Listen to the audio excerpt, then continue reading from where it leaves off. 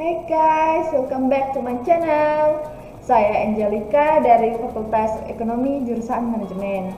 Nah, hari ini saya ingin membahas tentang akuntansi dan IFRS. Nah, dalam akuntansi dan IFRS terdapat 3 pokok pembahasan. Yang pertama adalah sejarah akuntansi. Yang kedua adalah 3 pilar dalam akuntansi. Dan yang ketiga adalah siklus akuntansi. Mau tahu? Simak terus ya video ini. Kita masuk pada sejarah akuntansi. Perkembangan pemikiran akuntansi dibagi menjadi 3 periode. Periode yang pertama yaitu pada tahun 4000 sebelum Masehi sampai 1300 Masehi. Kemudian pada tahun 1300 sampai 1850 Masehi. Selanjutnya pada tahun 1850 Masehi sampai saat ini. Masing-masing periode memberi kontribusi yang berarti bagi ilmu akuntansi. Selanjutnya kita masuk pada 3 pilar akuntansi. Nah, apa sih ketiga pilar akuntansi tersebut? Ketiga pilar akuntansi tersebut yaitu pilar matematika, pilar prinsip-prinsip dasar, dan pilar rancang bangun. Kita masuk pada pilar matematika. Pilar matematika merupakan akuntansi berdasarkan pada persamaan matematika dasar yang dituangkan dalam bentuk persamaan penggunaan dana sama dengan pemerolehan dana. Penggunaan dana di akuntansi dapat berbentuk aset, biaya yang diakui, dan pengembalian ekuitas dari UMKM kepemilikan.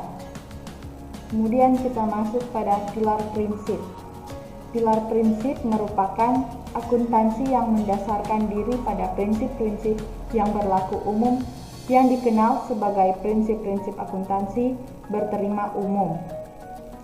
Nah, per definisi, prinsip-prinsip akuntansi diterima umum atau singkatannya adalah PABU. Terdiri dari seperangkat konsep, standar, prosedur, metode, konvensi, dan praktik yang sehat yang dijadikan pedoman dalam penerapan akuntansi. Kemudian, pilar rancang bangun. Nah, salah satu bentuk rancang bangun akuntansi adalah penggunaan berbagai format media yang digunakan untuk pencatatan akuntansi.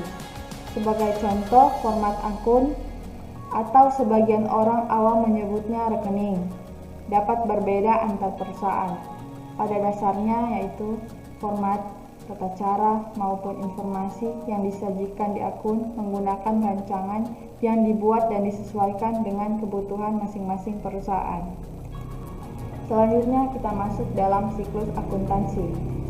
Nah, siklus akuntansi tersebut yaitu analisis transaksi, pencatatan dalam jurnal, pemindahan ke buku besar, pembuatan neraca saldo, pencatatan dan pemindahan jurnal ke penyesuaian, pembuatan neraca saldo setelah penyesuaian, pembuatan laporan keuangan, pencatatan dan pemindahan jurnal penutup, pembuatan neraca saldo setelah penutupan. Nah, dalam siklus akuntansi terdapat identifikasi transaksi. Apa sih identifikasi transaksi itu? Identifikasi transaksi ini merupakan langkah awal yang harus kamu lakukan, yaitu untuk mencari tahu transaksi apa saja yang telah berlangsung selama periode tersebut. Kemudian ada pemindahan buku transaksi akuntansi dari jurnal ke buku besar. Jurnal merupakan sebuah aktivitas meringkas dan mencatat transaksi perusahaan. Sementara itu, buku besar merupakan kumpulan dari seluruh perusahaan yang saling terhubung satu dengan yang lainnya dan merupakan suatu kesatuan. Sesuai dengan namanya, di dalam proses ini kamu diharuskan untuk memindahkan isi catatan yang terdapat di dalam buku jurnal ke dalam buku besar yang disesuaikan. Kita masuk pada pencatatan dan pemindahan jurnal penyesuaian.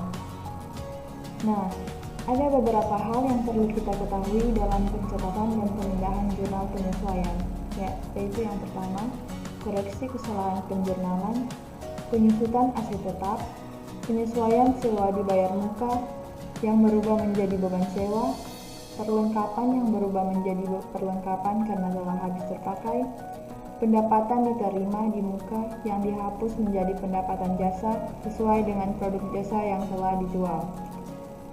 Kemudian kita masuk pada pembuatan neraca saldo setelah penyesuaian. Neraca saldo merupakan sumber data dasar yang dibutuhkan dalam menyusun laporan keuangan.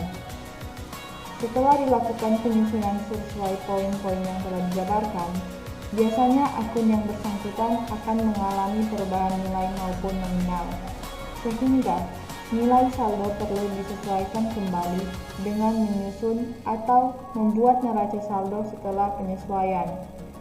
Caranya adalah saldo setelah penyesuaian dengan menjumlahkan atau mengurangkan akun-akun penyesuaian dengan saldo pada neraca saldo.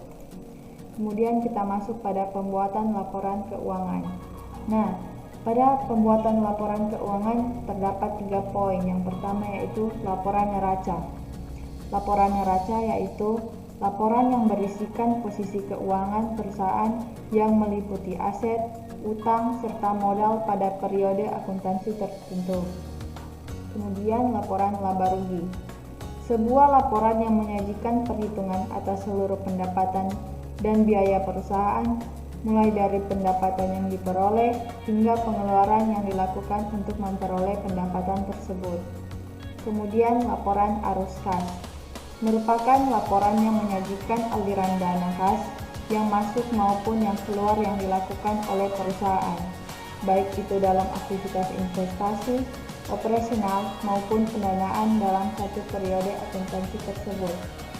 Itulah yang dapat saya sampaikan. Atas perhatiannya saya ucapkan terima kasih.